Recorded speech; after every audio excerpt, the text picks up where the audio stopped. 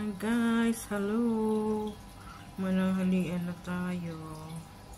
Ito lang po yung pagkain ko. Sleepover. Kasi diba hindi ako nag-day off kahapon. So meron kaming tirang kanin at ulam. Alam nyo yan sa atin yung yung taugi. Tapos nalagyan ng giniling na baboy. At meron akong kaunting natirang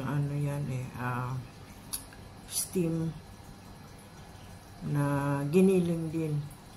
Kaya nilagyan ko ng itlog na maalat. Tapos choy sam. Yun na. Fight na, fight. Tanghalian. Okay, yan lang, ganun lang kasimple.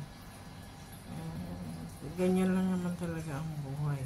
Sa Pinas nga, sardinas, tuyo, tinapa, kamatis, itlog na maalat, scrambled egg, ganyan, ganyan sa tosino.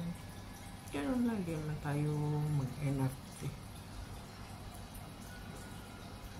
So, social, tapos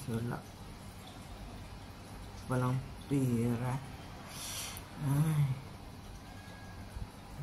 Naisip ko na naman si best friend ko, Ursula.